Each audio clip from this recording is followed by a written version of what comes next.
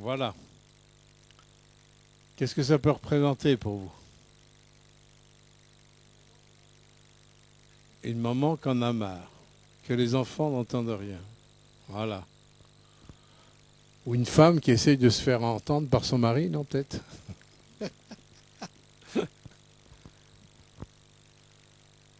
Elle a pris un porte-voix pour essayer de se faire entendre, mais apparemment, ça ne marche pas. Hein. Gardez cette image, parce que justement, je vous parlais que c'est difficile. Ça vous est déjà arrivé parfois de parler à quelqu'un et tout d'un coup, la personne, en pleine conversation, elle parle d'autre chose, elle attire les choses sur elle-même ou elle s'adresse à une autre personne alors que vous êtes en train de parler. C'est une très désagréable sensation, non? Vous êtes en train de parler à quelqu'un, vous expliquez, vous parlez, et tout d'un coup, la personne elle parle d'autre chose. Vous avez l'impression de dire, mais j'existe, moi? Est-ce qu'il m'a entendu? Je suis en train de lui parler? Je pense que c'est arrivé à tous. Hein. C'est arrivé à tout le monde. Mais vous savez que ça arrive tous les jours à Dieu. Ça arrive tous les jours à Dieu, ça. Regardez ce qui est marqué dans Job, chapitre 33, verset 14, je crois. Là, on va, au revoir, madame. Voilà. Je pense que Dieu n'a pas besoin de porte-voix, mais il nous parle. Mais malheureusement, regardez ce qui est marqué dans Job 33, verset 14. Dieu parle cependant tantôt d'une manière, tantôt d'une autre, et l'on n'y prend point garde. D'autres versions disent l'homme n'y prend pas garde. Ça veut dire que quelque part, il est un peu comme dans la position de cette femme. Il essaye de transmettre, il essaye de communiquer, il essaye de nous parler. Enfin, c'est pas qu'il essaye, il fait. Mais il n'y a pas d'écho. Et c'est vrai que nous avons eu deux messages. Un sur la peur, un autre sur les frayeurs.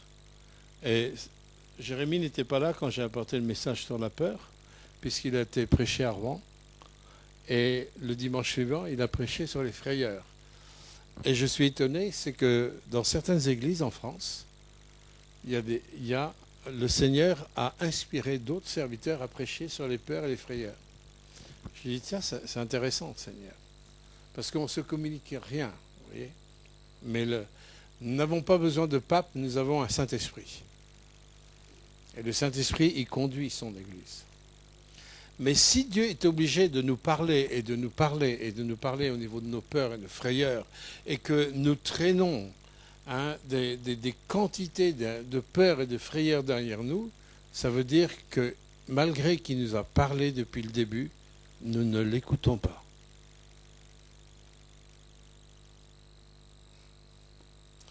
Si j'écoutais Dieu, mes frayeurs seraient débarrassées. Si j'écoutais vraiment le Seigneur, si j'écoutais sa parole, si je recevais sa parole, si vraiment quand il parle, je fais arrêt sur image, toute ma concentration est tournée vers ce qu'il essaye de me dire, ce qu'il essaye de me communiquer. Je crois qu'on arrive à un temps où le peuple de Dieu a besoin de grandir dans la faculté d'entendre et d'écouter Dieu. D'écouter Dieu d'une façon personnelle. Je crois que Dieu veut utiliser son peuple avec la direction du Saint-Esprit d'une façon précise. Il est étonnant parfois que des gens du monde, on peut comprendre, mais même parfois des chrétiens, quand vous leur dites que Dieu me parle, ils vous ouvrent des grands yeux comme ça, globuleux. Dieu te parle.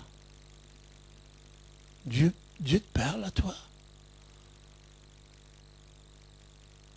Alors, il y a ceux qui disent tout le temps « Dieu m'a dit, Dieu m'a dit, Dieu m'a dit, Dieu m'a dit ». Alors là, on tombe dans des excès. Et on se demande ce que Dieu leur a vraiment dit. Et il y a d'autres qui disent, ben, Dieu ne me parle pas à moi. Et là, c'est un autre excès. Vous savez, la force du christianisme biblique, je parle, pas du christianisme religieux.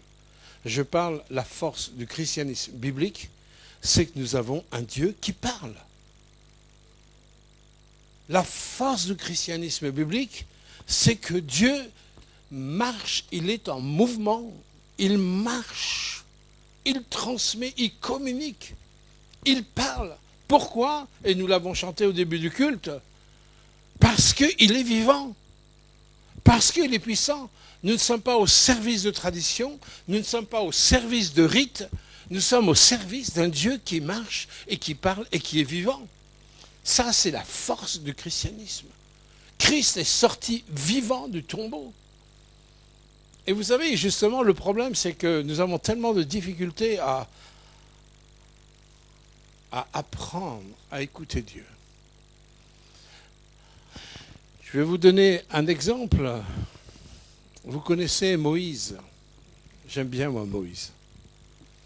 J'aime bien Moïse. Je suis content de ce qu'un jour, je vais le voir. Hein, quand on sera tous réunis, j'aurai plein de questions à lui poser sur tout ce qui s'est passé sur ces 40 ans d'apprentissage pour apprendre à écouter Dieu. Alors, il n'a pas fait l'école de formation comme beaucoup, il n'a pas fait les facs de théologie, il n'a pas eu de diplôme, mais la vie de Moïse est fractionnée en 3 étapes. Et les 3 étapes de la vie de Moïse, ce sont les étapes que vous, comme moi, quelque part, nous retrouvons dans notre vie, sauf la différence, c'est le nombre d'années. Les 3 étapes de la vie de Moïse, la première étape, c'est 40 ans où il a appris qu'il était vraiment quelqu'un. Il a été éduqué au top du top de l'éducation de son époque. Il a été éduqué à la cour de Pharaon. Il était comme le petit-fils de Pharaon, puisque c'est la fille de Pharaon qui l'a accueilli. Il était au top du top de l'éducation, de la culture et tout. Il devait en savoir, monsieur Moïse, des choses. Mais il y avait un appel de Dieu aussi dans sa vie. Et pendant 40 ans, Dieu l'a laissé prospérer comme ça, dans la connaissance de lui-même, dans la connaissance de sa culture, de son éducation, du savoir. Mais cet appel, il avait à cœur d'aider ses frères, le peuple d'Israël qui était sous l'esclavage. Il savait au fond de lui-même qu'il était un Hébreu d'abord. Ayant de très bons sentiments, vous connaissez l'histoire, un jour, il a vu un soldat égyptien qui maltraitait un esclave hébreu et il a voulu, par sa propre initiative, malgré sa culture, malgré son intelligence, malgré son savoir, avec ses bons sentiments, il a voulu rendre justice à sa manière. Ça arrive parfois dans nos vies. On veut rendre justice à notre manière. Eh bien, c'est en ayant vouloir rendre la justice à sa manière, c'était l'entrée à une 2e étape de sa vie. Il a tué le soldat égyptien et quelque temps après, il y avait de nouveau un conflit avec deux Hébreux. Et quand Moïse est intervenu, il y a un Hébreu qui dit « Tu veux nous tuer comme tu as tué le soldat égyptien ?» Et tout d'un coup, la frayeur est montée dans Moïse. Il a su que ce meurtre qu'il avait commis, c'était su, c'était connu, et il a dû fuir l'Égypte. Vous connaissez l'histoire. Certains ont vu le film Les 10 commandements. Vous connaissez l'histoire. Donc il a fui pendant 40 ans. Lui qui était au top de l'éducation, il a fui pendant 40 ans. Il a dû s'en poser des questions. Il a dû s'en poser. Qu'est-ce qui est devenu son grand savoir? Il était, en fin de compte, il était en train de surveiller les troupeaux, même pas qui lui appartenaient, les troupeaux de son beau-père. Il n'était même pas propriétaire des troupeaux qui surveillait. À quoi Moïse était réduit? Il a dû apprendre qu'il n'était rien. Et ça, c'est une éducation et c'est une leçon qui est très difficile à apprendre. et à accepter qu'on n'est rien. C'est très dur et pourtant c'est la vérité. Nous ne sommes rien sans la présence de Dieu. Nous ne sommes rien sans l'amour de Dieu. Nous ne sommes rien sans le pardon de Dieu. Nous ne sommes rien sans cette main divine qui nous conduit si nous restons simplement avec notre premier savoir, hein, avec notre éducation, notre culture, etc. Nous ne sommes rien. Parce que Jésus nous dit, sans moi, vous ne pouvez rien faire. C'est comme si nous étions un serment qui n'était pas attaché au pied de la vigne. Ça ne peut pas marcher. La vie ne marche pas. Nous ne sommes rien. Et c'est la puissance du Saint-Esprit qui veut nous amener dans cette dimension pour qu'avec cette leçon d'apprendre qu'on n'est rien, Dieu va nous apprendre une autre leçon. Et ça a duré quand même 40 ans. Ça a duré quand même 40 ans. Vous savez, 40 dans la Bible, c'est un temps qui est accompli. C'est un temps qui est accompli. Alors je sais qu'il y a quelqu'un qui a fêté ses 40 ans longtemps. C'est un temps qui est accompli. Il va y avoir un autre temps. Un autre temps. C'est un temps qui est accompli. Et au bout de 40 ans, vous savez, ça va être difficile dans la culture de Moïse. Parce que pour les Hébreux, pour un Hébreu, pour la culture, pas un Hébreu, pour un Égyptien, la culture égyptienne, les bergers, le métier de berger était considéré comme un métier un peu maudit, comme une malédiction. Lui qui était au top du top, il était en bas du bas. Ça devait être compliqué dans sa culture égyptienne, tout en étant hébreu, mais il avait une culture égyptienne, de se retrouver en bas du bas alors qu'il était en haut du haut. Alors je ne sais pas tout ce qui s'est passé, c'est pour ça que j'aimerais bien avoir une conversation avec Moïse hein, quand on sera là-haut dans le ciel, quoi qu'on aura la parfaite connaissance, on n'aura peut-être plus besoin. Mais je vous dis, mais tout ce qui s'est passé dans son cœur, dans ses pensées, dans ses émotions, dans ses réactions, hein, pendant ces 40 ans, jusqu'au jour, et c'est là que je reconnais le Dieu de la parole, il s'est révélé. Et vous avez ça dans Exode 2, 3, dans tous ces passages-là, au début du livre d'Exode. Dieu se révèle. Dieu va parler. Dieu va lui parler. Et c'est Dieu qui va être le commandant en chef de toute opération à partir de ce jour-là. Dieu va devenir le commandant en chef de la vie de Moïse. Et avec l'éducation, première éducation qu'il a appris qu'il était quelqu'un, deuxième éducation appris qu'il n'était plus personne, il va rentrer dans une autre étape, la troisième, et la dernière de sa vie, il va apprendre que Dieu est capable de faire des merveilles à travers quelqu'un qui sait qu'il n'est rien. Jésus nous dit que sans lui, nous ne pouvons rien, mais avec lui, nous ferons des prodiges.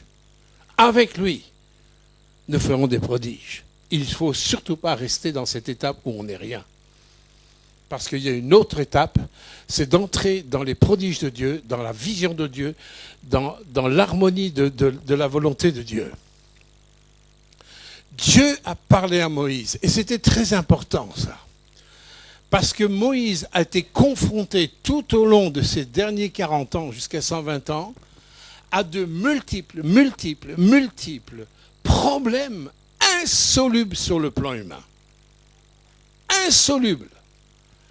Et la bonne nouvelle, c'est qu'il n'y a aucun problème où Moïse n'a pas eu la solution. Comment ? Parce qu'il avait appris à entendre la voix de Dieu. Aucun problème n'a été sans solution avec Moïse. Aucun. Il a été confronté à des tas de choses.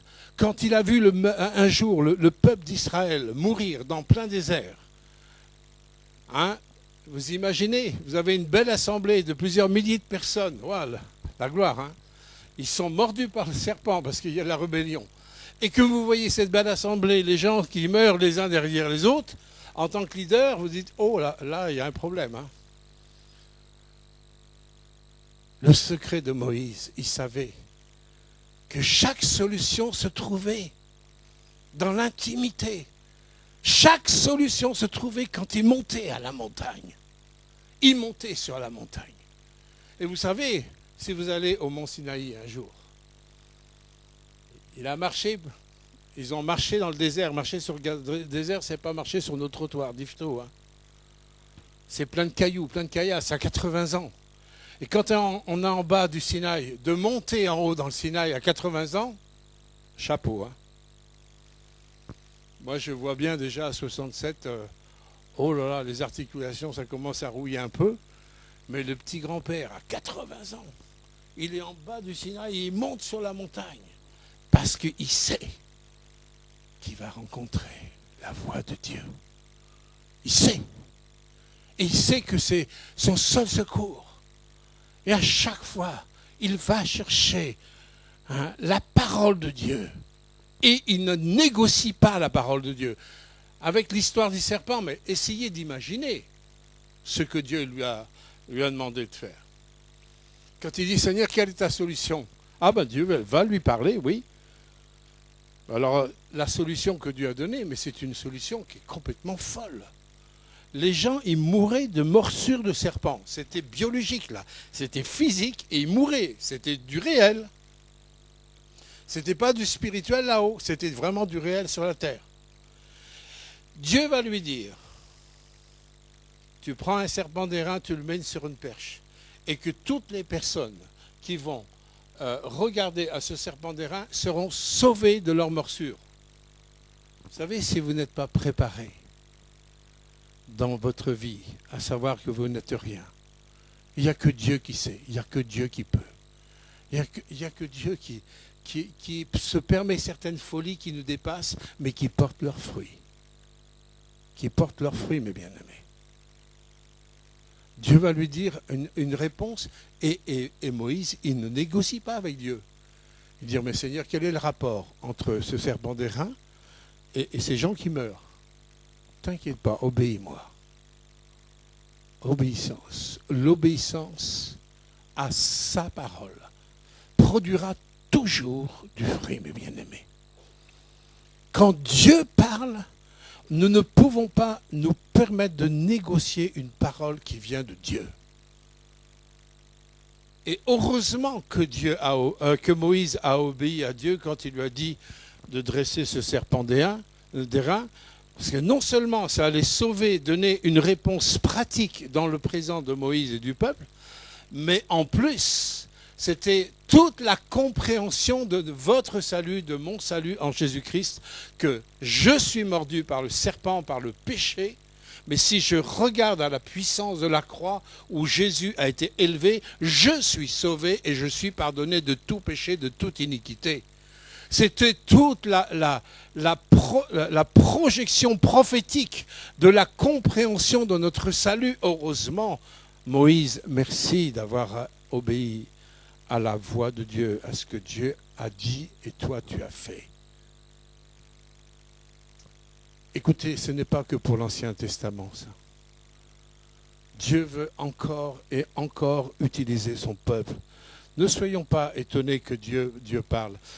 Il y a Reinhard Bonnke, l'évangéliste allemand Reinhard Bonnke, a dit « Il serait difficile de trouver une phrase dans la Bible qui fonderait la doctrine d'un Dieu silencieux. » C'est pas possible de trouver dans la Bible un Dieu silencieux.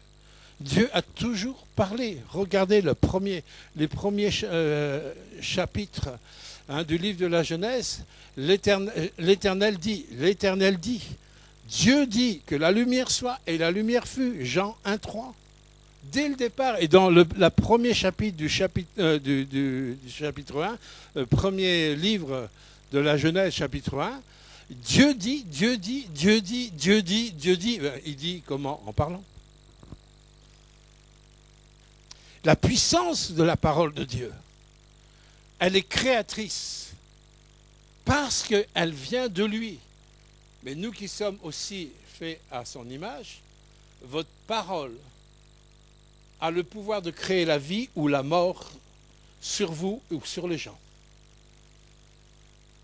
Vous avez ça dans Proverbe 18. De ta bouche sort la vie ou de ta bouche sort la mort. Vous voyez que la parole n'est pas inoffensive. On dit, les gens du monde disent, ah, les écrits restent, les paroles s'envolent. Ce n'est pas vrai. Bibliquement, ce n'est pas vrai. Les paroles transmettent une puissance de semence. On peut détruire des gens avec des mots. On peut détruire des enfants à vie avec des mots. Alors qu'on peut encourager, on peut communiquer l'espérance avec des mots, avec des paroles. La parole a une puissance et un pouvoir. Tout ça dépend si elle est reçue et si elle est crue. Jésus a dit dans Jean 6, 63, c'est l'esprit qui vivifie. L'esprit qui vivifie. La chair, elle ne sert de rien. Mais les paroles que je vous ai dites, elles sont esprit et vie. Et pourquoi il y a tant de chrétiens qui traînent pendant des années des peurs et des frayeurs comme on a abordé les autres semaines précédentes? Parce qu'elles ne reçoivent pas les paroles de Jésus. 365 fois dans la Bible, Dieu dit « ne crains pas » et que nous choisissons de craindre. C'est un choix, la crainte. La présence de Dieu est suffisante pour briser la crainte. Ma relation avec Dieu est suffisante pour briser les frayeurs. De croire ce que Dieu dit est suffisant pour voir le triomphe de sa parole dans ma vie, parce que sa parole, elle est esprit et vie. Nous ne sommes pas là pour servir une religion, nous sommes là pour vivre la vie de Dieu. Comment? En recevant sa parole. En sachant que le Dieu que je sers est un Dieu qui veut parler. Il veut parler. Parce que c'est dans ce qui va sortir de sa bouche que vous allez recevoir la vie. C'est ce qui sort de sa bouche qui transmet la vie. Mes paroles sont esprit et vie. Dieu ne nous a-t-il pas dit dans Psaume 119, verset 105, « Ta parole est une lampe à mes pieds, elle est une lumière sur mes sentiers. » La plupart des gens, ils sont ignorants de la vie de Dieu, ignorants de l'amour de Dieu, ignorants des desseins de Dieu. Ils sont complètement ignorants. Pourquoi? Parce qu'on a fait d'une relation avec Dieu, on en a fait une religion statique qui ne communique que la mort. Quand il n'y a plus de parole, il y a la mort. Dieu n'est pas statique. Dieu n'est pas un monument, il est en mouvement. Parce qu'il est sorti vivant du tombeau. Et le Dieu qui nous a sauvés, le Dieu qui nous a bénis, il veut continuellement que nous recevions sa parole. Parce qu'en la recevant, ça nous délivre de tous mes ennemis. Et si ça me délivre de tous mes ennemis, je peux dire à ceux qui en ont besoin, voici la parole de Dieu aussi pour toi. Dieu veut nous utiliser comme des canaux, comme des réseaux. La Bible nous dit que Jésus est la tête, mais nous sommes le corps. Et la puissance du Saint-Esprit, c'est comme tout le réseau sanguin que nous avons dans notre corps. Nous avons l'image de l'Église quand j'analyse le corps humain. Il est la tête. Nous sommes le corps de Christ. Et la puissance du Saint-Esprit, c'est comme le réseau sanguin qui va partout dans ce corps. Mais si vous coupez le réseau sanguin, c'est terminé. Si vous coupez le langage de Dieu, si vous coupez la vie du Saint-Esprit, c'est la mort qui s'installe. Ce n'est pas étonnant que les gens ne veulent pas du christianisme. Ils ont raison de ne pas vouloir un christianisme qui transmet la mort. Mais ce christianisme-là n'est pas un christianisme biblique. Le christianisme biblique transmet la vie, mes bien-aimés. Qui se dégage par le pardon, qui se dégage par la délivrance, qui se dégage par la guérison. On a entendu un témoignage de délivrance ce matin. Merci Seigneur. Les miracles ne sont pas que au temps des apôtres. Les miracles, c'est encore maintenant. Il faut que nous nous préparions à une dimension surnaturelle au sein de l'Église. Le monde a besoin de voir Dieu dans la vie des chrétiens. Hello. Dieu parle aujourd'hui.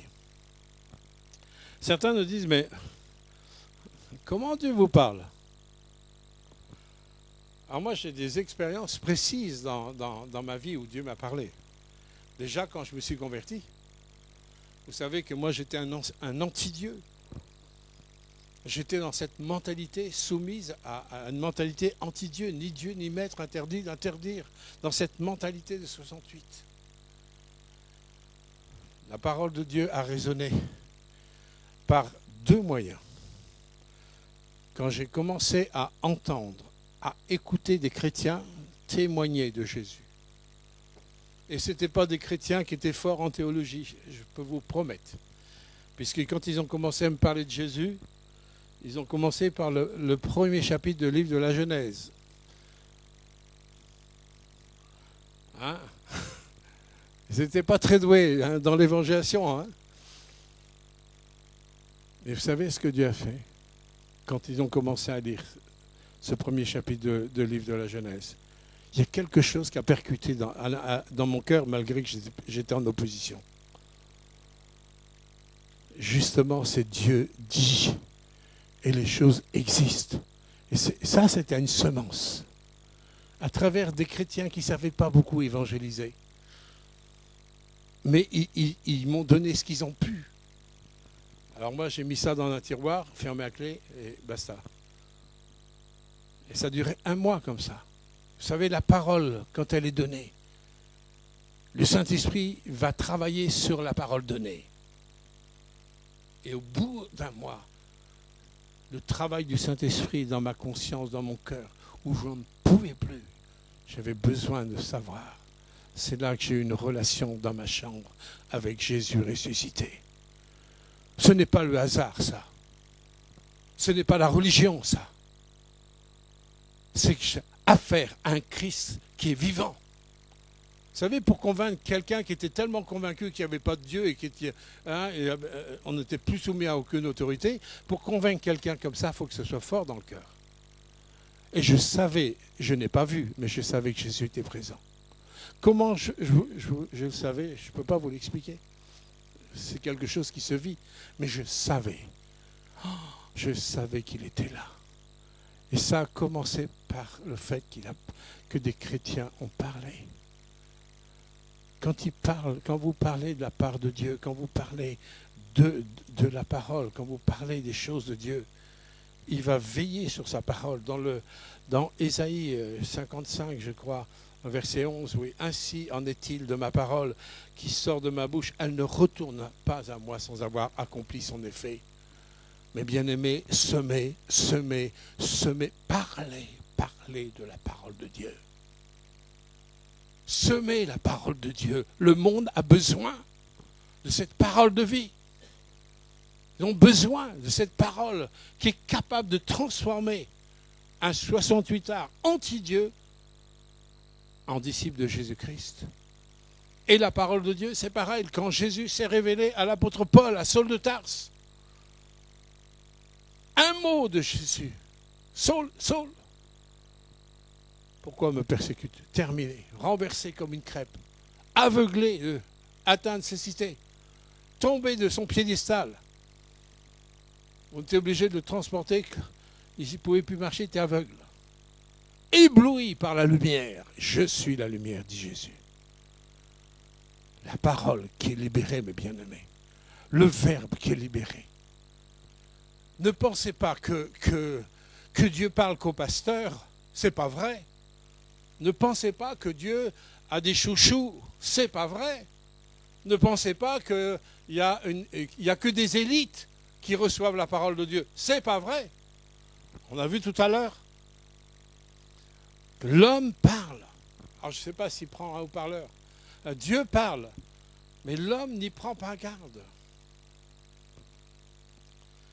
Un jour, Dieu m'a parlé. Ma fille était malade, elle avait 6 mois. Elle avait plus de 42 fièvres. J'étais à l'école biblique. Et à 3-4 heures du matin, je suis allé dans mon salon. Et j'ai crié à Dieu. J'ai dit, Père, Père. Et au fond de moi, Dieu m'a donné une référence biblique que je ne connaissais pas. Il me dit, je la guérirai dès l'aube du matin. Waouh! Ça fait peur. Hein? J'ai refermé ma Bible, je n'ai pas discuté, je n'ai pas raisonné, je n'ai surtout pas raisonné ni discuté. J'étais tellement heureux, je suis allé me recoucher. Et Dieu, qu'est-ce qu'il a fait? Il a guéri ma fille.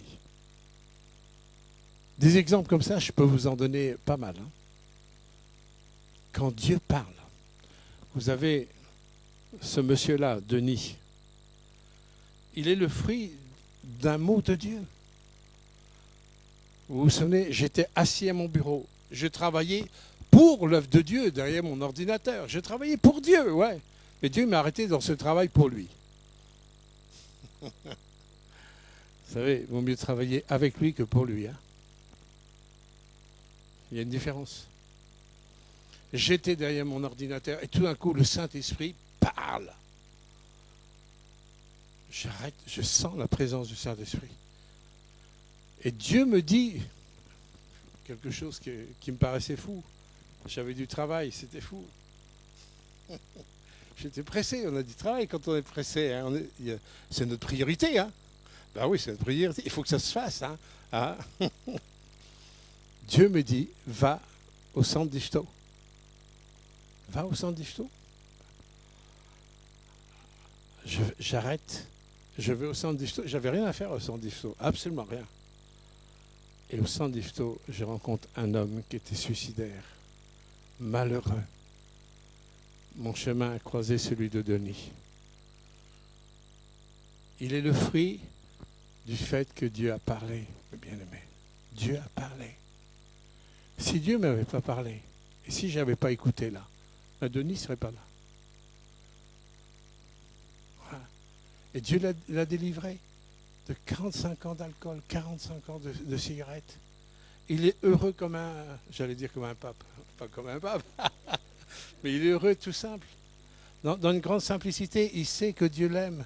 Dieu lui a donné une sérénité de vie, simplement par le fait que Dieu a parlé. Est-ce que c'est parce que je suis pasteur qui parlait? Non. Dieu veut vous parler. Il veut absolument vous parler. Il y a pas, c'est pas pour les élites, c'est pour ses enfants. Regardez ce que Jésus dit. Dans Jean 10, 2, verset 4. Celui qui entre par la porte est le berger des brebis, et les brebis le suivent parce qu'elles connaissent sa voix.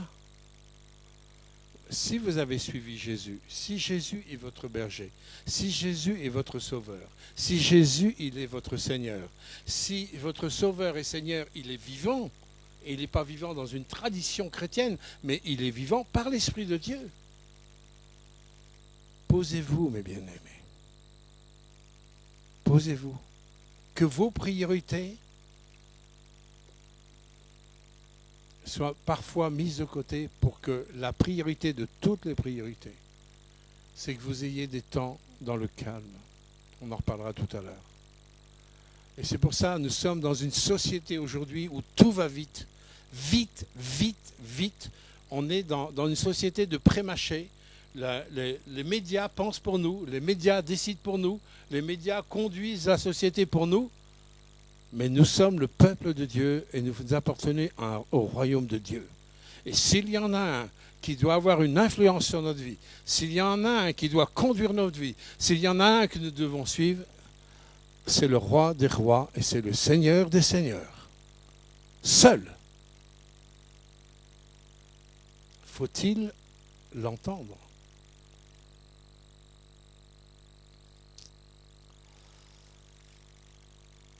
Alors, comment on peut commencer à travailler notre sensibilité à la voix de Dieu?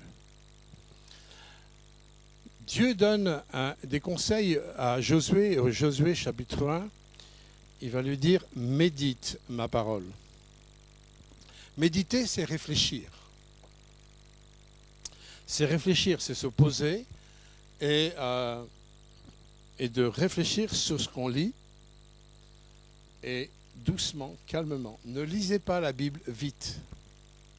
On n'est pas à des records. Bon, c'est vrai que la plupart des chrétiens, on lit à peu près la Bible une fois par an. Et ça, c'est juste de l'entretien. Mais quand vous lisez la Bible pour méditer tout ça, ne la lisez pas vite. Attardez-vous à ce que vous lisez, réfléchissez, parlez à Dieu, parlez au Saint-Esprit. C'est lui qui l'a inspiré, la Bible. Parlez au Saint-Esprit. Et vous verrez qu'il y a des choses qui vont s'imprimer en vous. Plus vous allez entrer, pénétrer dans la parole de Dieu, dans la pensée de la parole, plus vous allez vous nourrir de la parole, plus vous allez réfléchir sur la parole, vous allez vous imbiber. C'est comme si vous tombiez dans l'eau et vous ressortez mouillé. Là, je vais tomber dans la parole et je vais ressortir avec l'odeur de la parole. Vous savez, de la Genèse à l'Apocalypse, ce qui est un miracle, un livre qui a été écrit sur 1600 ans, avec 66 livres qui sont dedans, qu'on retrouve le même Seigneur. On ne trouve pas un autre Seigneur. Entre la Genèse et l'Apocalypse, on retrouve le même Seigneur avec les mêmes vertus, les mêmes qualités, la même volonté. Ce n'est pas la même chose avec un autre livre, je nommerai pas, où entre la fin et le début et la fin, il y a vraiment des choses bizarres qui sont tout à fait différentes. La parole de Dieu, nous trouvons le même Seigneur et le même Dieu jusqu'au bout. Nous avons affaire au Seigneur. Et Jésus, il est dit dans Jean chapitre 1, verset 1, qu'il est le Verbe incarné. C'est-à-dire, il est cette parole qui veut nous communiquer quelque chose de vivant. Et plus vous allez, en fin de compte, vous habituer à la pensée de Dieu à travers la Bible, plus vous allez donner honneur à la parole de Dieu, plus cette parole de Dieu, vous allez ressentir la présence de Dieu, la sensibilité de sa présence. Vous allez ressentir l'odeur de Christ parce que vous allez le côtoyer. Il y a un proverbe français qui dit tu vas vers ceux qui te ressemblent. Comment c'est le proverbe? Ceux qui se ressemblent s'assemblent. Eh bien, assemblons-nous avec Jésus. Nous sommes dans une alliance. Plus je vais m'assembler avec Jésus, plus je vais le ressembler. Parce que c'est son but que nous puissions le ressembler. Sa parole, elle va avoir un impact sur ma conscience, un impact sur mon cœur, sur mes émotions, un impact sur mes choix, un impact sur la destinée de ma vie. C'est le but. Mais sinon, je peux très bien prendre tout ce qui appartient à la chrétienté, je vis ma vie comme bon me semble, et je dis je suis chrétien, mais en fin de compte, je ne suis pas mieux que les gens du monde, je vais dire, sinon pire. Est-ce que vous pensez que c'est ça que Dieu veut? Certainement pas, bien aimé. Dieu veut que nous fassions corps avec lui. Déjà, de toute façon, pour être enfant de Dieu, nous avons le chemin, et c'est Jean chapitre 1, verset 12, à tous ceux qui l'ont reçu. Ceux qui ont reçu cette lumière, et Jésus, il est la lumière, il est le Verbe incarné, ceux qui l'ont reçu, il a donné le pouvoir de devenir enfant de Dieu. Ce ne sont pas ceux qui sont assis sur des chaises d'église. Si ceux qui sont assis dans les chaises d'église n'ont pas reçu Jésus, ils vont avoir des connaissances sur Jésus, des connaissances sur la chrétienté, mais la relation, ils ne vont pas entendre la voix du berger. Vous comprenez? Le but, c'est que le peuple entende la voix de Dieu. Je suis convaincu que dans les temps qui vont venir, Dieu veut faire de grandes choses à travers son peuple qui va apprendre à l'écouter. Ça, c'est une conviction profonde. Où Dieu vous dira, comme il m'a dit là pour Denis, moi je suis tellement heureux de ce qu'on ne peut pas dire, oui, c'est à cause de nous, c'est pour nous, on a fait du bon boulot. Non, on n'a rien fait du tout. J'aurais pu ne pas descendre et ne pas arrêter mon travail pour Dieu. J'ai arrêté mon travail pour Dieu pour aller avec lui au centre d'Ifto où j'avais, moi, rien à faire. Mais lui, il avait quelque chose à faire avec cet homme. Dieu, il avait quelque chose à faire. Et c'est ça que Dieu veut corriger dans nos vies. C'est que Dieu puisse avoir la capacité en nos vies pour que nous puissions arrêter même des choses que nous faisons pour lui, pour aller avec lui dans ce que lui, il a prévu. Et ne réfléchissons pas quand Dieu, il livre sa parole, ça dépasse tellement nos raisonnements. Ses pensées ne sont pas les nôtres. N'essayons pas de gérer avec nos pensées sa pensée. Nous risquons d'étouffer sa parole. Nous risquons de la mettre sous le tapis. Ce n'est pas avec vos pensées qu'il faut gérer ce que Dieu va vous dire. Quand il nous dit, il faut surtout obéir, et ne pas essayer de gérer avec ma pensée charnelle et humaine. Parce que ma pensée non régénérée, elle combattra la marche par le Saint-Esprit. Elle va combattre le Saint-Esprit. Certaines personnes disent, mais pourquoi Dieu ne parle pas? Et pourtant, je vais à l'église tout le temps.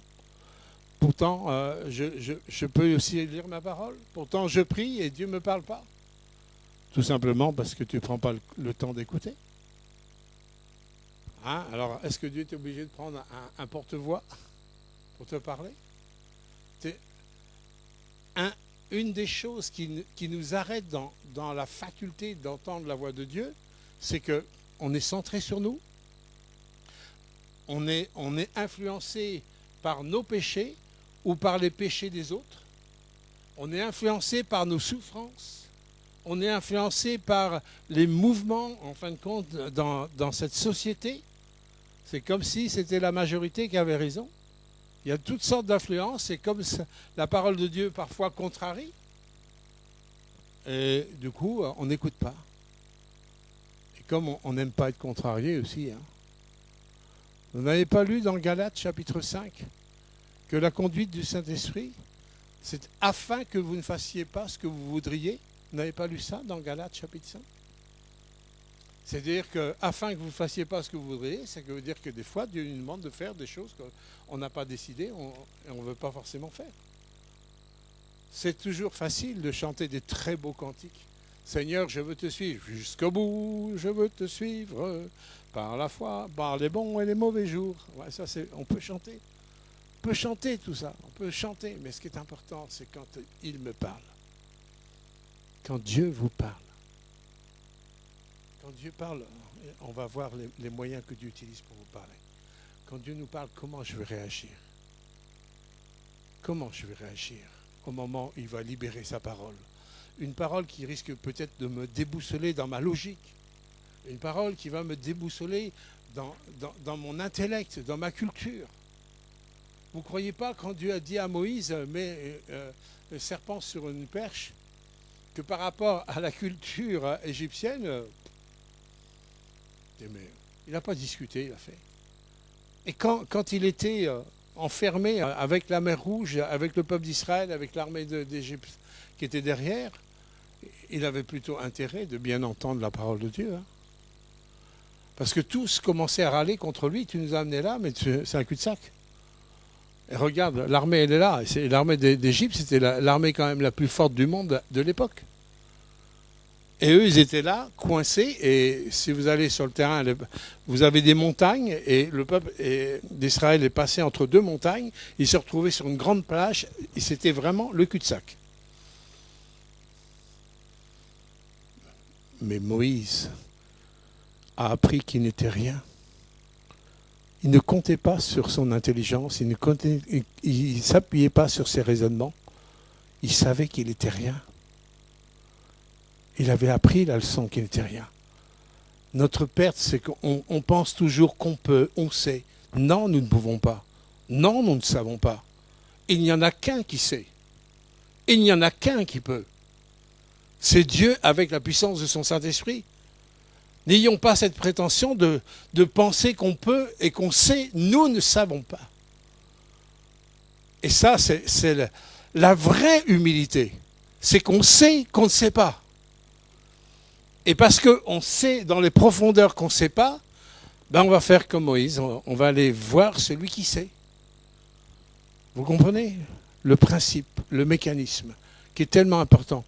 Mais tant qu'on sait, on pense qu'on peut s'en sortir par nos moyens, par nos combines, par notre technique, par tous les moyens que le monde peut nous donner. Mais si Dieu veut décider autrement, vous croyez que c'était logique que des malades dans les Actes des Apôtres ont été guéris juste en mettant des linges sur des malades qui avaient touché les apôtres? Où est la logique là-dedans? Où est le raisonnement logique? Où est le raisonnement scientifique? Il n'y en a pas. Vous n'avez aucun raisonnement logique, aucun raisonnement scientifique. Vous avez une logique spirituelle qui est l'acte de foi. Oui. Où est la logique quand cette femme a touché le bord du vêtement de Jésus? Si seulement je touche son vêtement, je serai guéri. Pendant des années, elle a vécu des pertes de sang, tout ça. Rien n'a fait. Elle a vu tous les spécialistes de l'époque. Rien n'a fait. Où est la logique? Dieu a mis cette parole, cette foi dans le cœur de cette femme. Si seulement je touche le bord de son vêtement, je serai guéri. Où elle est la logique? Où elle est la logique scientifique? Où est la logique cartésienne? Il n'y en a pas. Mais quand il y a la puissance du Saint-Esprit, il faut accepter d'être dépassé par cette logique, par nos logiques à nous. Il faut accepter d'être dépassé par nos raisonnements. Nous ne sommes que des hommes. Et des hommes qui ont été tordus par le fait qu'on a été séparés de Dieu à la base, depuis le péché. Donc on a une vue tordue, on a un regard tordu, on a une intelligence tordue. Vous comprenez? Et c'est pour ça que Jésus est venu rétablir dans la rédemption cette image que nous avions perdue. L'image de fils et de fille de Dieu. Et j'ai la liberté d'aller vers mon Père, qui seul sait toutes les situations, il a toutes les solutions, c'est lui qui a le point final de toutes choses. Quand Moïse, si vous voyez tout le parcours de Moïse pendant les 40 dernières années, le nombre de problèmes auxquels il a dû faire front est des problèmes insolubles. Il a toujours eu la solution. Et on ne peut pas dire « à toi la gloire Moïse », on peut dire que « à toi la gloire éternelle notre Dieu », qui a su modeler Moïse pour le rendre sensible à ta parole. Quels que soient vos problèmes, vos difficultés, il n'y a aucun problème qui soit plus grand que Dieu. C'est pour ça qu'il nous dit dans le psaume 121, « Je lève les yeux vers les montagnes, d'où me viendra le secours. Mais le secours me vient de l'Éternel qui a fait les cieux et la terre. » Oui, levons nos yeux. Oui, quand on commence à lever nos yeux, on va voir la grandeur de celui qui a créé le ciel et la terre. Et que le secours, il ne me vient que de là, il ne me vient pas d'ailleurs. Il ne me vient pas en regardant en bas. Il me revient toujours en regardant en haut. Moïse monta sur la montagne pour entendre la voix de Dieu. Et il a eu toutes les solutions à tous ces problèmes. Et croyez-moi, tous ces problèmes dépassaient tous les problèmes que nous pouvons avoir. Dieu veut amener son peuple dans la victoire. Mais la victoire, elle est dans la reconnaissance de l'échec de l'homme. C'est pour ça que l'apôtre Paul dit, c'est dans ma faiblesse que la puissance de Dieu se manifeste. L'apôtre Paul, il aurait pu revendiquer des tas de choses au niveau professionnel, ses connaissances. Il avait des connaissances théologiques, des connaissances spirituelles. Il avait des reconnaissances au niveau des autorités religieuses, tout ça. Il avait aussi des capacités manuelles que Dieu a utilisées en tant que réparateur de tentes et tout ça. Il avait des tas de capacités, l'apôtre Paul.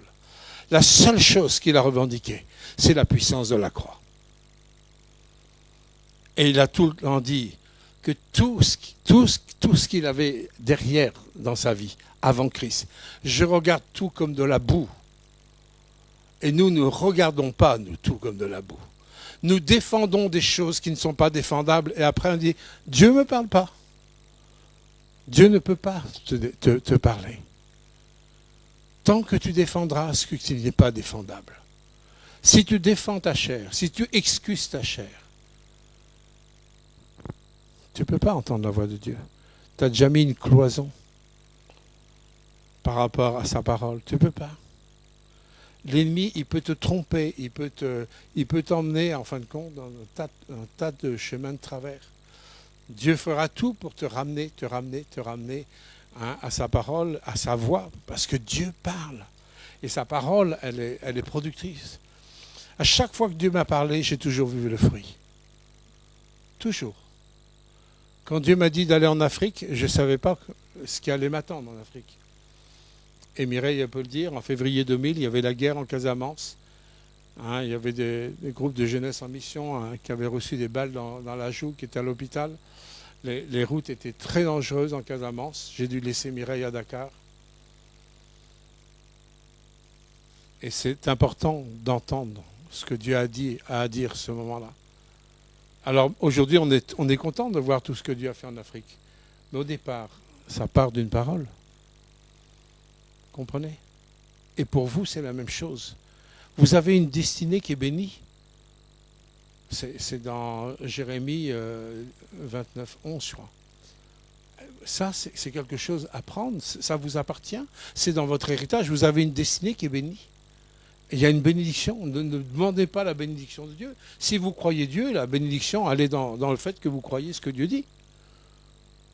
Les gens ils réclament la bénédiction et ils vivent dans la chair. Cherchez le problème. Vous n'avez même pas besoin de réclamer la bénédiction, vous l'avez la bénédiction. Croyez Dieu, croyez sa parole, recevez sa parole. Vous verrez à quel point Dieu vous a déjà béni. Vous savez, comme je dis, il y a des gens qui disent Dieu m'a dit, mais il n'y a jamais rien qui se passe. Mais c'est toujours au fruit de ce que Dieu nous a dit qu'on voit que vraiment, c'est vraiment Dieu qui nous a dit. Alors, à quoi ressemble la voix de Dieu? Dans le premier livre du Roi, chapitre 19, verset 12, Dieu va nous mettre sur un aiguillage pour apprendre à entendre la voix de Dieu. Vous savez, c'est le passage où Élie est perturbé, il a vécu des tas de miracles, il a tué les prophètes de Baal, le feu du ciel est descendu, tout ça. Mais après, il a un coup de blues. Et quand on a un coup de blues, des fois, ça ne va pas du tout. Il a perdu vraiment le regard où il fallait. Il demandait à Dieu la mort alors qu'il suffisait qu'il aille voir Jézabel et il aurait été absolument exaucé dans sa prière. Non, mais c'est vrai. Vous avez un Élie, un grand prophète de l'Éternel, qui réclamait la mort alors qu'il fuyait la mort parce que Jézabel voulait le faire mourir. Il avait qu'à aller voir Jézabel, il serait mort. D'accord. Vous voyez, on est dans le déraisonnable quand on a perdu le cap. Quand on a perdu le cap, au niveau de Dieu, quand on commence à regarder aux événements horizontaux et tourner sur nous-mêmes, on dit des bêtises, des grosses bêtises, même quand on est un grand prophète. Il était en pleine dépression. On dit des grosses bêtises. Il fuit la mort alors qu'il suffisait qu'il aille voir Jézabel, il l'aurait eu tout de suite. Et il est dans sa caverne et Dieu va essayer de le secouer pour le remettre sur les rails. Vous savez, ne critiquons surtout pas Élie parce que combien de fois ça nous arrive. Ne jetez pas la pierre à Élie parce que il était parti dans sa caverne et tout ça. Et Dieu va manifester quelque part plusieurs choses. Où il dit le vent est arrivé, les choses, enfin plusieurs manifestations grosses, puissantes qui arrivent. Et par deux fois, Dieu dit l'Éternel n'était pas dans le vent, il n'était pas dans les tremblements de terre, il n'était pas dans tout ça. La voix de Dieu n'était pas là. Et là, il nous est dit au verset 12, Dieu se révéla à lui dans un murmure, écoutez bien ça, dans un murmure doux et léger. Pourquoi aujourd'hui, les gens n'ont plus de temps? On a l'impression qu'on est branché au 380 et tout va vite, qu'on n'a plus de temps pour se poser. Moi, je me souviens quand j'étais enfant, je trouve à la génération des années 50 que je trouve que la vie était plus calme. Pourtant, les gens, ils travaillaient plus de 40 heures, 45 heures, je crois, par semaine. Et en plus, la plupart des familles, c'était des grandes familles. Hein, une petite famille à l'époque, c'était quoi? Quatre enfants, quoi. 3, 4 enfants, c'était les plus petites familles. Mais il y avait des familles à 7, 8, 9, des fois 10 enfants. Hein, il y avait aussi beaucoup moins de moyens. Moi, ma mère, elle a eu une machine à laver en 1965. Donc, c'était le lavage à la main. Il y avait plus de travail quelque part. Et je me pose la question, j'ai dit, comment se fait-il qu'à cette époque, il y avait plus d'enfants, plus de travail, plus d'heures de travail, et les gens avaient des temps pour se poser? Je n'ai pas la réponse, hein. Je n'ai pas la réponse. Mais je me pose la question. Aujourd'hui, on a tellement plus de moyens, on a moins d'heures de travail qu'à l'époque. En général, il y a beaucoup moins d'enfants qu'à l'époque. Et je veux dire, on a l'impression qu'on est monté sur turbine à 380, c'est non-stop. Moi, je crois que dans le monde invisible, il y a vraiment un combat pour que nous n'ayons pas de temps pour se poser. Et ça, c'est un sujet de prière, mes bien-aimés. C'est un combat. Le voleur nous vole des temps où Dieu veut nous parler dans un murmure doux et léger. De se poser calme. Hein, et même quand on se pose calme dans la prière, il ne faut pas qu'on soit excité. Bien des fois, on se pose dans la prière, on va vite louer Dieu, on va vite commencer à intercéder, on peut être aussi branché sur 380 et on est plutôt dans le vent impétueux plutôt que dans ce murmure, même dans la prière. Enfin, je pense que ça n'arrive qu'à moi, non? Ah. Non. Et c'est je sais que c'est un combat, mais il faut rentrer dans ce combat où on va se poser. Il n'y a plus de téléphone, il n'y a plus d'ordinateur. On ne va plus se soumettre à tout ça. On va se poser et dire, Seigneur, c'est un temps de qualité avec toi. Même si on n'a rien à dire à Dieu, dire, Seigneur, je suis là. Je suis là, je te remercie. Vous pouvez prier en langue, calmement. Je suis là, Seigneur, j'ouvre mon cœur dans ta présence. Parle-moi, j'ai besoin de toi. Hein, tu es mon tout, tu es mon absolu, tu es ma priorité, tu es mon Dieu, tu es mon Seigneur, tu es mon roi, tu es ma recherche, mon refuge, ma forteresse, tu es ma haute retraite, tu es ma sécurité, tu es ma santé, tu es etc. Proclamez ce qu'il est pour vous. Bien sûr, si vous le croyez. Si vous le croyez. Et vous verrez qu'il y a comme des espaces que Dieu va trouver pour descendre dans un murmure doux et léger. Quelle force quand Dieu parle, mes bien-aimés. Quelle force. Vous savez, quand on n'a pas de solution, on est devant des obstacles. Je vous ai parlé comment Dieu il a brisé l'obstacle quand on a voulu nous voler les 5 hectares à Diatakunda. On était devant un problème insoluble. Qu'est-ce qui a donné la solution? Simplement le fait de recevoir sa parole. On savait ce qu'il fallait faire. Et la solution, elle était dans sa parole, c'est tout. Soyons moins excités. Recherchons le calme et la confiance. C'est pas pour rien que Dieu dit c'est là que se trouve notre force. C'est pas dans l'excitation, c'est dans le calme et aussi la confiance. Alors je vais terminer mon message en vous laissant 8, juste, je ne vais pas développer, 8 indices pour essayer de comprendre tous les moyens que Dieu utilise pour nous parler. Il peut nous parler d'une façon audible. Quand j'étais tout jeune converti, j'avais 10 mois de conversion, je me suis trouvé sur un lit d'hôpital à l'hôpital militaire de Dijon, quand j'ai eu mon accident au niveau de mon pied. Et j'étais devant des choix importants à faire. Hein, j'avais tout juste 20 ans, à peine. J'avais tout juste 20 ans. Et j'avais des choix qui étaient immenses à prendre.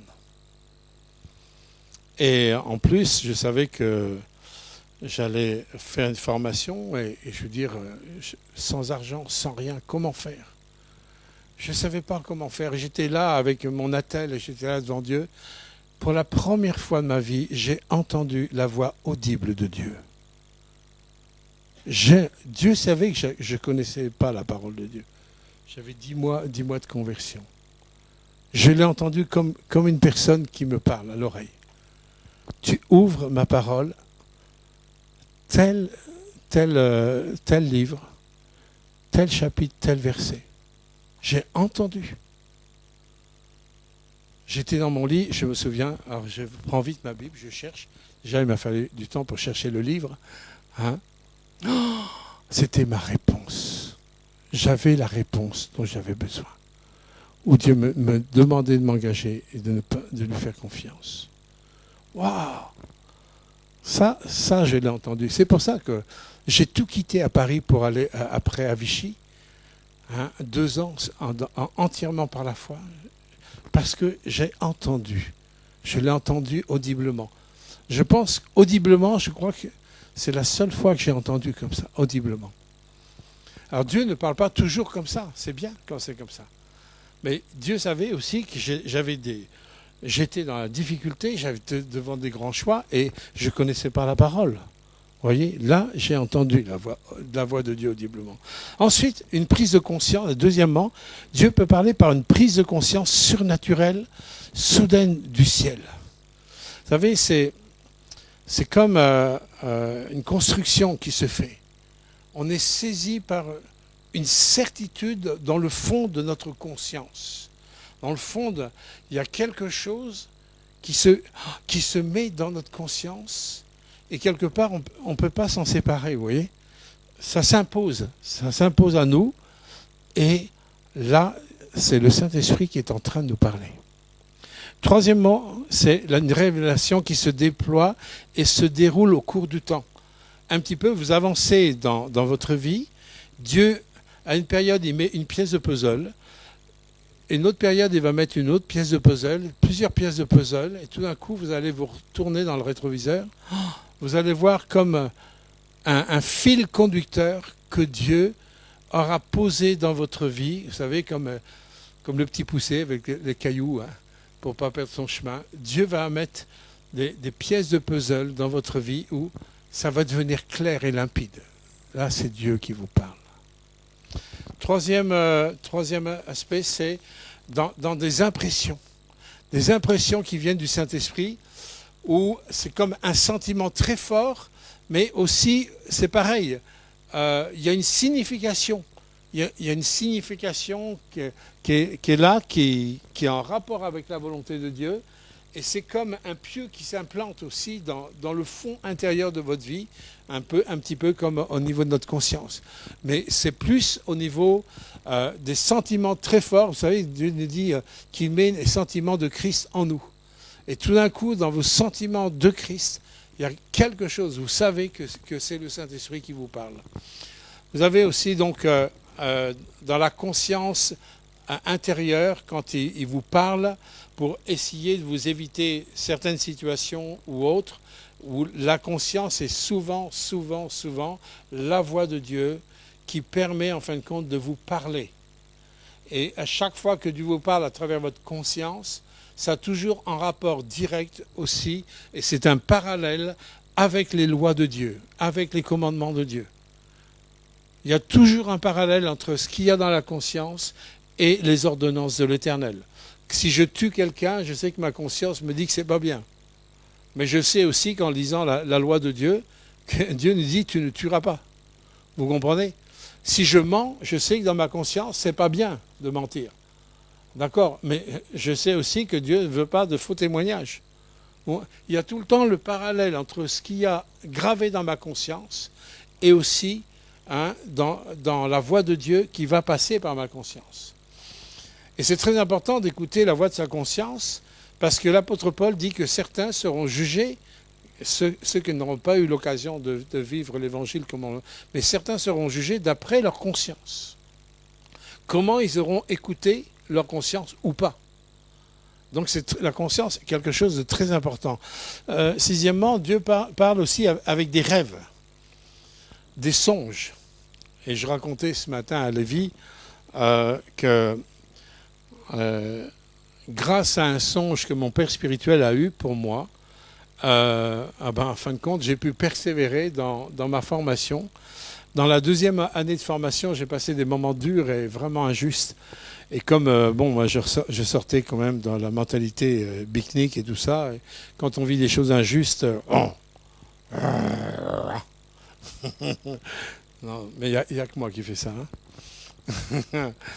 Et j'étais prêt à baisser les bras. J'étais prêt à abandonner. Et très tôt le matin, vers les 8 heures du matin, j'entends sonner à ma porte, à Vichy. Je vois mon petit père spirituel, que je vous ai tout le temps parlé de Louis Reynaud.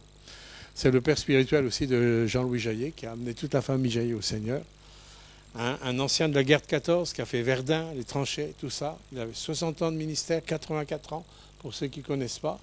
Et Dieu m'a fait la grâce d'avoir un papa spirituel comme ça.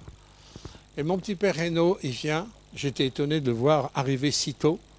Mais il a été, pas perturbé, mais il a été travaillé pendant la nuit par un songe, me concernant. Et Dieu lui dit, tu vas dire ça à Gilles. Et moi, ça, je ne savais pas ça. Et mon petit père Reynaud, il ne savait pas que j'avais envie de me casser, j'avais envie de partir. Il ne savait pas que j'avais envie de baisser les bras. Il ne savait pas que j'étais découragé. Il ne savait pas ça. Il ne savait rien. Et il arrive. Je lui sers un café, il me dit, Gilles, l'Éternel m'a donné un songe. Il m'a dit, je ne sais pas si je dois le dire, mais bon, je le dis quand même, tu fais partie de la trempe des vrais serviteurs de Dieu. Vous imaginez? Moi, je suis en bas, je suis sous la carpette, je suis carrément découragé, j'ai envie de tout lâcher, donc je ne suis pas dans de bonnes conditions spirituelles. Et il me dit, je fais partie de la trempe des vrais serviteurs de Dieu. J'avais 23 ans, 22 ans, 23 ans. Alors là, ça fait du Shambhala, là. Oh, mais vous savez, un songe, quand il est reçu, quand il est cru, ça vous remet sur pied. Ça m'a remis sur pied. La parole. Dieu parle. Il a parlé à cet homme à travers un songe pour moi. Mais il peut vous parler à travers aussi un songe. Ça ne veut pas dire que tous les songes sont de Dieu. Hein, on doit sonder toutes choses. On ne doit pas, chaque fois que vous avez un rêve, dites pas que c'est de Dieu. Surtout pas. Comme toute chose, tout doit être examiné à la lumière des Écritures. Il nous parle aussi à travers les paroles prophétiques. Faisons attention. Regardez ce matin, Mélina, est-ce que tu savais sur quoi j'allais prêcher? Ah oui, je te dis. Quand? Ah bon. Alors c'est pour ça que tu as prophétisé comme ça? Ah ben je croyais que tu ne savais pas. D'accord, elle est honnête. Moi j'avais complètement oublié. Hein, mais en tous les cas, Dieu nous parle. Et combien de fois Dieu nous a parlé à travers les voix prophétiques, hein, que ce soit à travers Mélina, que ce soit à travers Bernadette ou Jérémie ou d'autres. Combien de fois Dieu a utilisé la voix prophétique, hein, je me souviens quand on a eu une division d'église en 2012, ouais, 2012, ouais. 2 ans avant, en 2010, on avait une parole prophétique qui nous a dit qu'il y a des gens qui nous quitteraient. Et à l'époque, je ne savais pas du tout. Mais Dieu nous avait parlé à l'avance. Mais quand ça a eu lieu, oh, la parole prophétique, qu'est-ce qui m'a fait du bien? J'ai dit, Seigneur, c'est sous ton contrôle. C'est sous ton contrôle. Hein, et de savoir que c'est contrôlé par Dieu, par le Saint-Esprit, je peux vous dire, hein, ne laissez pas tomber à terre les paroles prophétiques. Si vous avez peur d'oublier, ben notez-les, notez. Moi, j'ai retrouvé sur ma vieille Bible des prophéties avec des dates, avec les années, le mois. Et quand je vois les années après, wow, je suis étonné. Étonné. En octobre 1973, Dieu m'avait dit dans les Actes des Apôtres, je t'enverrai dans les nations. Et à l'époque, ça ne voulait rien dire, ça. Et Dieu m'a envoyé dans les nations à partir de 1990, en Europe de l'Est et après l'Afrique. Il m'a envoyé dans les nations, comme il m'a dit. Vous voyez, il faut faire attention quand Dieu vous parle. Hein, et notez, n'hésitez pas de noter, si vous avez un cahier ou autre, notez les choses qui... Quand vous lisez la parole, parfois il y a un verset, un mot qui vous touche. Arrêtez de lire. Pas arrêtez de lire la parole de Dieu, hein, mais arrêtez de lire au moment où vous lisez là. Quand il y a quelque chose qui vous touche, moi je vous conseille d'avoir un carnet avec vous. Notez ce qui vous touche. Parce qu'après, il y a tellement de choses qui recouvrent. Vous savez, comme les feuilles d'artichaut, il y a tellement de feuilles, on ne voit même plus le cœur. Mais notez ce qui vous touche. Parce que le Seigneur, il est en train de vous parler et il ne parle pas pour rien. Et une dernière chose aussi que je voulais vous communiquer, Dieu peut parler à travers des opportunités, à travers des rencontres divines que nous, on n'a pas programmées. On n'a pas programmé de rencontre, mais Dieu peut susciter des opportunités. Hein, lorsque vous allez dans une pastorale, lorsque vous allez quelque part ou autre, tout d'un coup, vous sentez que la claque.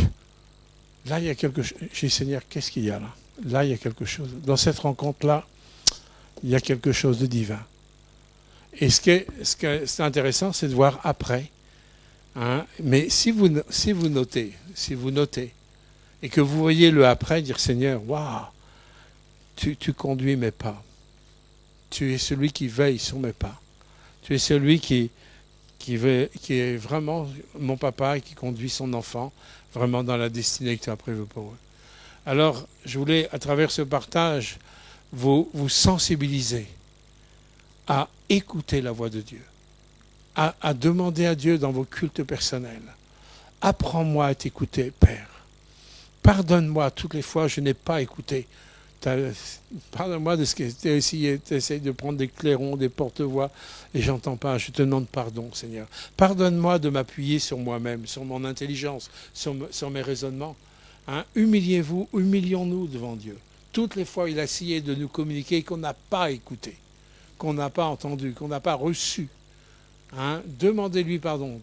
Hein? Moi, je lui demande pardon aussi pour moi. Et ouvrons notre cœur, parce que je crois que Dieu veut grandir dans ce domaine, dans la vie de son Église. Il veut vous utiliser, hein, au-delà de ce que vous pouvez même penser, imaginer. Il veut manifester à travers vous. Vous savez, je vais terminer là-dessus. J'étais à Vichy avec les anciens étudiants de Vichy. Et j'étais très, très, très frappé par un témoignage d'un frère qui a fait l'école biblique quelques années après moi. Et il a témoigné les premiers contacts qu'il avait eus avec Jean-Michel Panier. Il dit, la première fois que j'ai vu ce gars-là, c'était vraiment, j'ai vu que l'imperfection de l'homme. Alors bon, je ne vais pas vous décrire, mais il a fait, il était là, hein, Jean-Michel, était présent. Hein. Il a fait toute une liste des imperfections de Jean-Michel. Alors au début, j'écoutais, ouais. Mais après, il dit, dans ces imperfections d'homme, j'ai vu la perfection de Dieu dans cet homme. Et je vais terminer là-dessus. Et heureusement que cet homme a vu, au-delà des imperfections, il a vu la perfection de... Parce que Jean-Michel, quelles que soient ses imperfections, vous connaissez le témoignage de Jean-Michel, hein, qui a écrit le livre « Fini la galère hein. ». Mais quelles que soient ces imperfections, hein, surtout que pour sortir de certaines situations, des fois, il y a toute une marche de victoire en victoire, de progrès en progrès. Ben, à l'époque, il n'était pas dans beaucoup de progrès. Mais Jean-Michel est un homme. Et moi, je l'ai vu déjà à l'école biblique. Tous les matins, très tôt, il était avec son Seigneur. Il passait des heures à prier en langue, à louer l'Éternel. Et c'est ce qui l'a sauvé. Aujourd'hui, il est complètement illuminé de la lumière de Dieu. Il est brillant du Seigneur. Mais à l'époque, et le frère, il a vu la perfection de Jésus au-delà des imperfections humaines. Vous voyez, et ça, c'est l'œuvre de Dieu. Dieu, il va au-delà de ce que nous sommes. Mais quand Dieu a parlé sur un homme ou sur une femme, Dieu va accomplir son œuvre à la perfection. Il va accomplir ses transformations en leur temps. Au temps de Dieu. Ne vous laissez pas accuser quand vous voyez vos imperfections. Apprenez à regarder la perfection de Jésus dans votre rachat total en lui. Vous avez quelque chose de parfait en vous. Et ce qui est parfait en vous, c'est la vie de Jésus en vous. Hein? Focalisez-vous sur cette vie-là. Et vous verrez cette vie qui va se développer. Et vos imperfections, ça va tomber, ne vous inquiétez pas. Ça va tomber un pas après l'autre. Que le Seigneur vous bénisse. Apprenez à entendre la voix de Dieu. Obéissez à la voix de Dieu. Et ensuite, on partagera tous les bienfaits que l'Éternel a fait au sein de son peuple. Et mon souhait, c'est que la ville d'Yvetot dise, il y a un lieu où le nom de l'Éternel est invoqué. Amen. Père éternel, que ta grâce, que ta paix descendent sur ton bien-aimé. C'est vrai que nous voulons nous humilier devant toi. Combien de fois, Seigneur, tu as voulu nous parler d'une manière ou d'une autre, sous une forme, sous une autre. Et combien de fois, Seigneur, nous avons fait la sourde oreille, volontairement ou involontairement. Et devant toi, nous te demandons pardon, Seigneur. Nous voulons nous humilier devant toi de tout notre cœur. Seigneur, tu cherches des hommes et des femmes qui t'écoutent, qui reçoivent, qui entendent dans ce murmure doux et léger. Seigneur, que vraiment, Seigneur, nous puissions saisir ta parole et mettre en pratique ta parole, vivre ta parole, pour que ta gloire soit manifestée beaucoup plus, surtout pour ceux qui en ont tellement besoin. Dans le nom de Jésus-Christ, amen.